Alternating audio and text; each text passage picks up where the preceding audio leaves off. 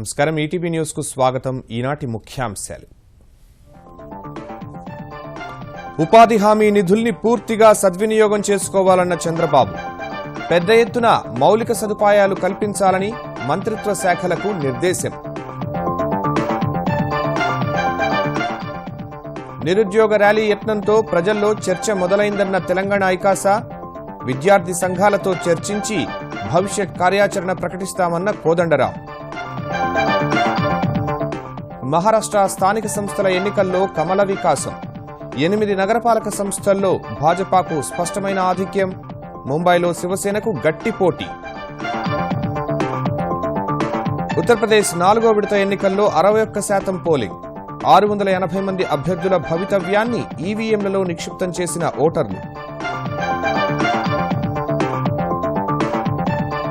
దేశ చరిత్రలో అతిపెద్ద బ్యాంకింగ్ రంగ ఏకీకరణకు రంగం సిద్ధం ఏప్రిల్ 1 నుంచి ఎస్బీఐలో విలీనం కానున్న 5 అనుబంధ బ్యాంకులు మహాశివరాత్రి వేడుకలకు ముస్తాబైన శైవ క్షేత్రాలు ప్రముఖ ఆలయాలకు పోటెత్తిన భక్తులు రేపు కురవి వీరన్న స్వామికి మొక్కు చెల్లించనున్న కేసీఆర్ పుణె టెస్టు తొలి రోజు సత్తా చాటిన భారత బౌలర్లు 9 వికెట్లకు 256 పరుగులు చేసిన ఆస్ట్రేలియా 4 వికెట్లతో రాణించిన ఉమేష్ యాదవ్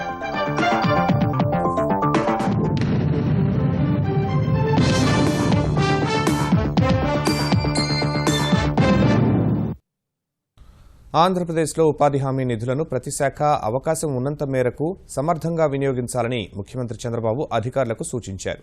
ఈ ఆర్థిక సంవత్సరంలో 6,000 కోట్ల రూపాయల వరకు ఖర్చు పెట్టామన్న ఆయన వచ్చే ఆర్థిక సంవత్సరంలో 7,200 కోట్ల నిధులను వినియోగించుకోవాలనే లక్ష్యాన్ని నిర్దేశించారు. నిధుల వినియోగంలో పారదర్శకత పాటించాలని స్పష్టం చేశారు. బడ్జెట్ ముందస్తు కసరత్తులో భాగంగా ముఖ్యమంత్రి చంద్రబాబు సచివాలయంలోని తన కార్యాలయంలో శాఖల వారీగా సమీక్ష చేపట్టారు. జాతీయ ఉపాధి హామీ పథకంపై చర్చించిన ఆయన ఒక్కొక్కరికి ఏడాదికి కనీసం 100 రోజులు, కరువు సమయంలో 150 పనిదినాలు తగ్గకుండా ఉపాధి కల్పించే పథకంగానే చూడొద్దని అధికారులకు స్పష్టం చేశారు. గ్రామాల్లో పెద్ద ఎత్తున మౌలిక సదుపాయాలు కల్పించడం, స్థిరాస్తులు సృష్టించడం, పేదలకు మెరుగైన జీవన వనరులు సమకూర్చడం, పంచాయతీరాజ్ సంస్థల బలోపేతం వంటి ఎన్నో కార్యక్రమాలు ఈ నిధులతో సాధ్యమవుతాయని చెప్పారు. వచ్చే ఆర్థిక సంవత్సరంలో 4 లక్షల పంట సంజీవని కుంటలు ఏర్పాటు చేయడం సహా 2 లక్షల వర్మీ కంపోస్ట్ యూనిట్లు నెలకొల్పాలని, 3,000 కిలోమీటర్ల పొడవున రహదారుల వెంబడి మొక్కలు పెంచాలని, 4,000 అంగన్వాడీ కేంద్రాలకు శాశ్వత భవనాలు నిర్మించాలని చెప్పారు. 6,000 కిలోమీటర్ల వరకు సీసీ రోడ్లు వేయాలని, 2.5 లక్షల ఇళ్లు, 70 మినీ స్టేడియాల నిర్మాణ లక్ష్యాలను నిర్దేశించారు. రాష్ట్రంలోని 90 లక్షల మంది డ్వాక్రా సభ్యులను భాగస్వాములు చేసి ఉపాధి కార్యక్రమాలు చేపడితే ప్రతి కుటుంబానికి నెలకు ఖచ్చితంగా 10,000 ఆదాయం వచ్చే వీలుందన్నారు. వ్యవసాయంలో రసాయన ఎరువులు, పురుగుమందుల వినియోగం తగ్గేలా చూడాలని, వర్మీ కంపోస్టు తయారీని ప్రోత్సహించాలని చెప్పారు. వ్యవసాయ, ఉద్యానవన, సంక్షేమ, పంచాయతీరాజ్ శాఖలు సెర్ప్ సమన్వయంతో పనిచేసి వర్మీ కంపోస్టు తయారీ, సరఫరాపై సమగ్ర కార్యాచరణ రూపొందించాలని ఆదేశించారు. ఉపాధి హామీ నిధులతో చేపట్టే అభివృద్ధి కార్యక్రమాలతో సంపద సృష్టి జరగాలన్న చంద్రబాబు నిధుల కోసం ఎదురు చూడకుండా ఆయా శాఖలు సొంత నిధుల్ని ముందు వినియోగించి తర్వాత సర్దుబాటు చేసుకోవాలని చెప్పారు. నగర వనాల స్ఫూర్తిగా పల్లెవనం పేరుతో గ్రామాల్లో విస్తృత స్థాయిలో మొక్కలు నాటి పెంచే నూతన కార్యక్రమానికి శ్రీకారం చుట్టాలని చెప్పారు. అటవీ భూములు, పాఠశాలలు, కళాశాలలు, ప్రభుత్వ కార్యాలయాలు, రహదారులకు ఇరువైపులా మొక్కలు పెంచడంపై దృష్టి పెట్టాలని సూచించారు. రాష్ట్రంలో 50% గ్రీన్ ఫీల్డ్ లక్ష్య సాధనలో ఉద్యానవన శాఖ ప్రధాన పాత్ర పోషించాలని చెప్పారు. మహాత్మాగాంధీ 150వ జయంతి సందర్భంగా కేంద్ర ప్రభుత్వం మిషన్ అంత్యోదయ కింద 2019 నాటికి 50,000 గ్రామ పంచాయతీలను పేదరిక రహితంగా చేసేందుకు నిర్దేశించుకుందన్న చంద్రబాబు ఇందులో ఏపీ ముందుండాలని సూచించారు.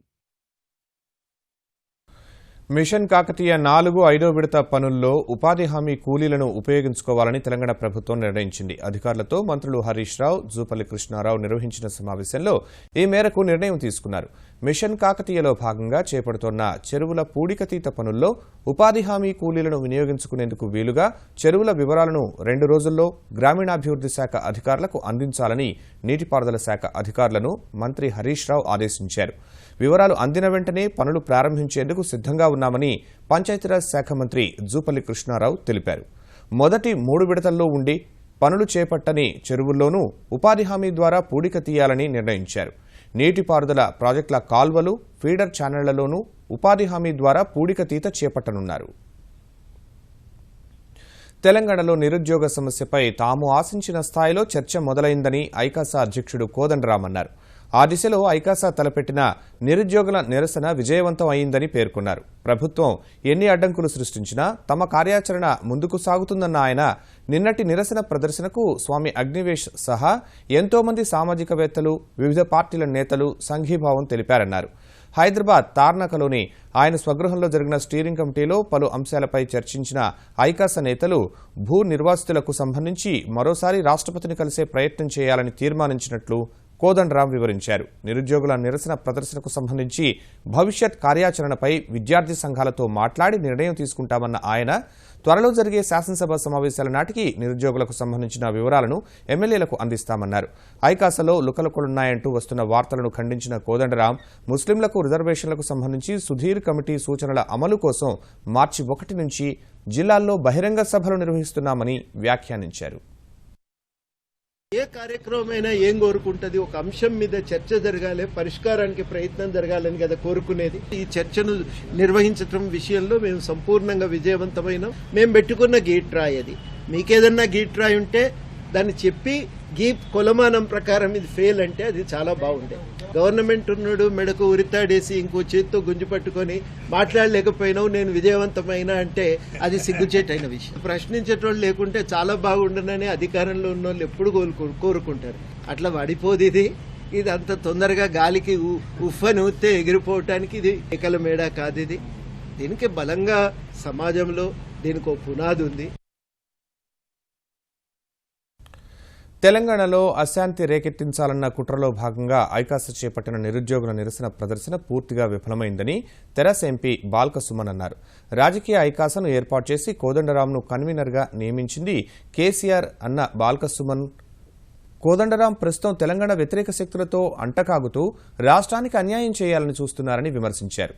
నిరుద్యోగులు మాత్రం కేసీఆర్పై భరోసా ఉంచారని వ్యాఖ్యానించారు. హైదరాబాద్లో అశాంతి రేగాలి, తెలంగాణలో అలజడి రేగాలి, అరెస్టులు కావాలి, గొడవలు కావాలి, తెలంగాణలో ఏదో జరిగిపోతుందని చెప్పి అందరూ మాట్లాడాలి. తెలంగాణ రాష్ట్రం ఒక విఫల ప్రయోగం అని చెప్పి ఆంధ్ర నాయకులు ఇంకా మిగతా వాళ్ళు గతంలో ఎవరైతే వ్యాఖ్యలు చేసిర్రో ఆ వ్యాఖ్యలను సమర్థించేటట్టుగా ఇక్కడ తెలంగాణలో అశాంతియుతమైనటువంటి వాతావరణం ఉంది అనేటటువంటి ఒక కుట్ర జరిగింది. ఆ కుట్రలో భాగమే నిన్నటి నిరుద్యోగుల ర్యాలీ. మహారాష్ట్రలో జరిగిన స్థానిక సంస్థల ఎన్నికల్లో భాజపా సత్తా చాటింది. ఎన్నికలు జరిగిన అత్యధిక నగరాల్లో ఆధిక్యంలో కొనసాగుతోంది. అయితే కీలకమైన ముంబై మహానగరపాలక సంస్థలో మాత్రం శివసేన, భాజపా మధ్య హోరాహోరీ నెలకొంది. 227 వార్డులు ఉన్న ముంబైలో ఎవరికీ స్పష్టమైన ఆధిక్యం రాకపోయినా శివసేన 84 సీట్లతో అగ్రస్థానంలో నిలిచింది. 82 వార్డుల్లో విజయం సాధించిన భాజపా గట్టి పోటీ ఇచ్చింది. ఈసారి ఎన్నికల్లో ఈ రెండు పార్టీలు విడివిడిగా పోటీ చేశాయి. కాంగ్రెస్ కేవలం 31 స్థానాలకు పరిమితమై 3వ స్థానంలో నిలిచింది. ఎన్సీపీ 9, ఎంఎన్ఎస్ 7 చోట్ల విజయం సాధించగా ఇతరులు 14 చోట్ల గెలుపొందారు. మరోవైపు పుణే, ఉల్హాస్ నగర్, పింప్రి చించ్వాడ్, నాగ్పూర్, నాసిక్, సోలాపూర్, అకోలా, అమరావతి నగరపాలక సంస్థల ఎన్నికల్లో భాజపా అత్యధిక స్థానాలు గెలుచుకుని ఆధిక్యంలో కొనసాగుతోంది. ఠానేలో మాత్రం శివసేన ఆధిక్యంలో నిలిచింది. మహారాష్ట్రలోని 1514 జిల్లా పరిషత్ స్థానాలకు ఎన్నికలు జరగ్గా భాజపాకు ఎన్సీపీ గట్టి పోటీ ఇచ్చింది. భాజపా 403, ఎన్సీపీ 344, కాంగ్రెస్ 300, శివసేన 296, ఇతరులు 145 చోట్ల విజయం సాధించారు. ముంబై, ఠానే మినహా మిగిలిన అన్ని చోట్ల భారతీయ జనతా పార్టీ స్పష్టమైన ఆధిక్యం కనబరచడం పట్ల ముఖ్యమంత్రి దేవేంద్ర ఫడ్నవీస్ హర్షం వ్యక్తం చేశారు. పారదర్శక పాలనకు ఈ ఫలితాలు నిదర్శనంగా ఫడ్నవీస్ పేర్కొన్నారు.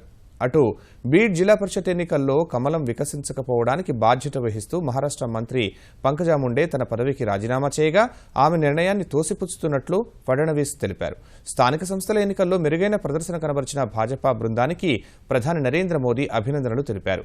మహారాష్ట్రలోని గ్రామీణ, పట్టణ ప్రాంతాల్లోనూ భాజపా బలంగా ఉందని తాజా ఎన్నికల ద్వారా రుజువైందన్న మోదీ దేశ ప్రజలు భాజపాపై అచంచల విశ్వాసాన్ని కలిగి ఉన్నారని, వారి నమ్మకానికి తగ్గట్టుగా దేశాన్ని శక్తివంతమైన భారత్గా తీర్చిదిద్దేందుకు కృషి చేస్తున్నట్లు ట్విట్టర్లో పేర్కొన్నారు.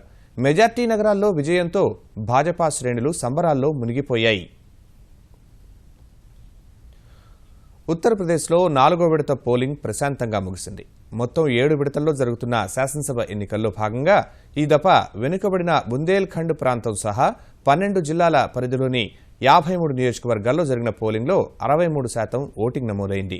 5 గంటల తర్వాత కూడా చాలా చోట్ల ఓటర్లు పోలింగ్ కేంద్రాల వద్ద నిలబడి ఉండగా పోలింగ్ మరో 2% పెరిగే అవకాశం ఉందని ఎన్నికల సంఘం తెలిపింది. మొత్తం 680 మంది అభ్యర్థుల భవితవ్యాన్ని ఓటర్లు ఈవీఎంలలో నిక్షిప్తం చేశారు. యూపీలో అధికారం చేపట్టేందుకు సమాజ్వాదీ పార్టీ, బీఎస్పీలకు ఈ విడత పోలింగ్ కీలకంగా మారింది. గత ఎన్నికల్లో సుమారు 40 స్థానాలను ఈ రెండు పార్టీలే దక్కించుకున్నాయి. ఉత్తరప్రదేశ్ ఎన్నికల్లో గత్యంతరం లేని పరిస్థితుల్లోనే సమాజ్వాదీ పార్టీ కాంగ్రెస్తో పొత్తు పెట్టుకుందని ప్రధాని నరేంద్ర మోదీ ఆరోపించారు. మునిగిపోయే నావైన హస్తం పార్టీ తనతో పాటు అఖిలేష్ సైకిల్ను కూడా ముంచేస్తుందని మోదీ ఎద్దేవా చేశారు. ఉత్తరప్రదేశ్లోని బహరైచ్లో ఎన్నికల ప్రచారం నిర్వహించిన ఆయన ముఖ్యమంత్రి అఖిలేష్ యాదవ్పై తీవ్ర విమర్శలు చేశారు. ఇటీవల అఖిలేష్ భాజపాను గాడిదతో పోలుస్తూ చేసిన వ్యాఖ్యలపై తీవ్రంగా స్పందించిన మోదీ విశ్వాసానికి మారుపేరైన గాడిదల నుంచి తాము ప్రేరణ పొందామని వ్యాఖ్యానించారు. हैरान हूं अखिलेश जी, मोदी पे हमला करो समझ सकता हूं, भाजपा पे हमला करो समझ सकता हूं, लेकिन बेचारे गधे के ऊपर आपको गधे का भी डर लगने लग गया क्या? अरे वो तो सैकड़ों किलोमीटर दूर है, आप इतने घबराते काहे हो? और मैं हैरान हूं, ये आपकी ये पशु में भी ऊंच और नीच का भाव देखने लग गई। गधा आपको इतना बुरा लगने लग गया। लेकिन अखिलेश जी आपको पता नहीं है, गधा भी हमें प्रेरणा देता है, गधा भी हमें प्रेरणा देता है। अगर दिल दिमाग साफ हो तो प्रेरणा ले भी सकते हैं। మహాశివరాత్రి పర్వదినాన్ని పురస్కరించుకుని తెలుగు రాష్ట్రాల్లోని ముక్కంటి ఆలయాలన్నీ శోభాయమానంగా ముస్తాబయ్యాయి. 12 జ్యోతిర్లింగాల్లో ఒకటైన శ్రీశైల మహాక్షేత్రంలో అన్ని ఏర్పాట్లు పూర్తయ్యాయి. శ్రీకాళహస్తీశ్వరాలయంలో శివరాత్రి పర్వదినాన్ని ఘనంగా నిర్వహించనున్నారు. పంచారామ క్షేత్రాలు, పురాతన శైవ క్షేత్రాలకు నిలయమైన గోదావరి జిల్లాల్లో రేపు భక్తులు పుణ్యస్నానాలు ఆచరించనున్నారు. ద్రాక్షారామం సహా ఇతర ఆలయాలు ఇప్పటికే ఆధ్యాత్మిక శోభతో ప్రభవిస్తున్నాయి.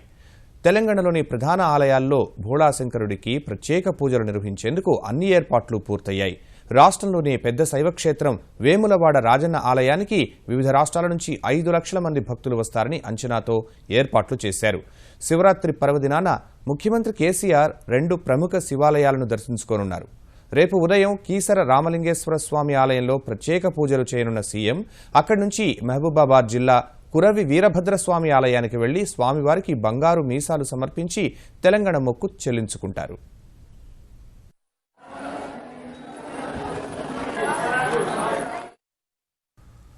దేశంలోనే మొట్టమొదటిసారిగా అత్యాధునిక సాంకేతిక పరిజ్ఞానంతో కూడిన అంబులెన్స్ సర్వీసులను ఆంధ్రప్రదేశ్ సచివాలయంలో ముఖ్యమంత్రి చంద్రబాబు ప్రారంభించారు. మొత్తం 13 జిల్లాలకు అత్యాధునిక సాంకేతిక పరిజ్ఞానంతో 76 ఏఎల్ఎస్ అంబులెన్స్లు ఏర్పాటు చేశామని ఈ కార్యక్రమంలో పాల్గొన్న వైద్య ఆరోగ్య శాఖ మంత్రి కామినేని శ్రీనివాస్ చెప్పారు.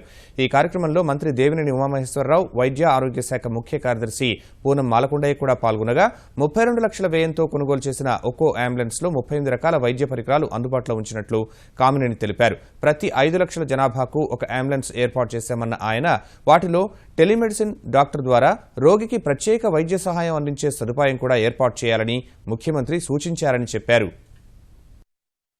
ఇప్పుడు కొత్తగా ఒక 79 వెహికల్స్, దీంట్లో మామూలు ఆ బేసిక్ లైఫ్ సపోర్ట్ తో పాటు అడ్వాన్స్డ్ లైఫ్ సపోర్ట్ అంటే ట్రాన్స్పోర్ట్ వెంటిలేటర్ అంటారు, అది ఉంటుంది. డీఫిబ్రిలేటర్, ఆగిపోతే షాక్ ఇచ్చేది డీఫిబ్రిలేటర్ ఉంటుంది, పెర్ఫ్యూజన్ పంప్ ఉంటుంది, అలాగే సిరంజి పంప్ కూడా ఉంటాయి. ముఖ్యమంత్రి గారు ఏం చెప్పారంటే దీంట్లోనే ఎవరైతే పేషెంట్ రాగానే ఒకటి ఫ్రంట్ డెస్క్ కి ఏమేం చేయాలి, అక్కడ హాస్పిటల్కి ఏం చేయాలి, అలాగే టెలిమెడిసిన్ ద్వారా ఒక స్పెషలిస్ట్ ద్వారా టెలికన్సల్టెన్సీ పెట్టి ఆ టెలి మోడ్ కూడా దీంట్లో అరేంజ్ చేసేమని చెప్పారు. త్వరలో అది కూడా అరేంజ్ చేసి చేస్తానికి ఇది చాలా అడ్వాన్స్డ్, దేశంలో ఎక్కడా లేదు.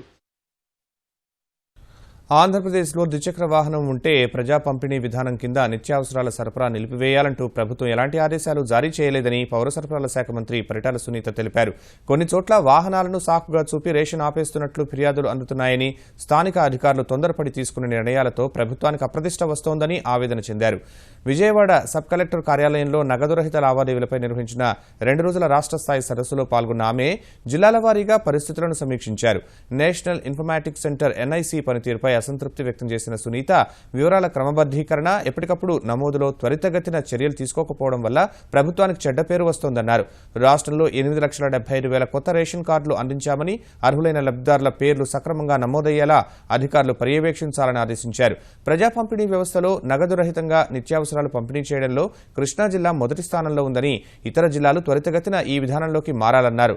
జూన్ 2వ వారంలో 24 లక్షల మందికి దీపం పథకం కింద వంట గ్యాస్ కనెక్షన్లు మంజూరు చేస్తున్నట్లు మంత్రి వెల్లడించారు. అమరావతిలో భవన నిర్మాణ ఆకృతులపై ఏర్పాటైన నిపుణుల కమిటీ వరుసగా 2వ రోజు సమావేశమై పలు అంశాలపై చర్చించింది.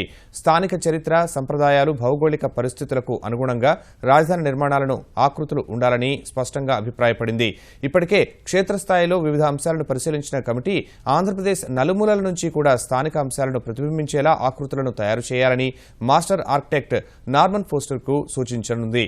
దేశవ్యాప్తంగా వివిధ ప్రాంతాల్లోనూ పర్యటించి సిఫార్సులు చేయనుంది. ప్రభుత్వ సలహాదారు పరకాల ప్రభాకర్ నేతృత్వంలోని కమిటీ ఢిల్లీ, చెన్నై, హైదరాబాద్తో పాటు వివిధ నగరాల్లో పర్యటించి స్థానిక సంస్కృతి, సంప్రదాయాలపై స్పష్టమైన అవగాహనకు రానుంది.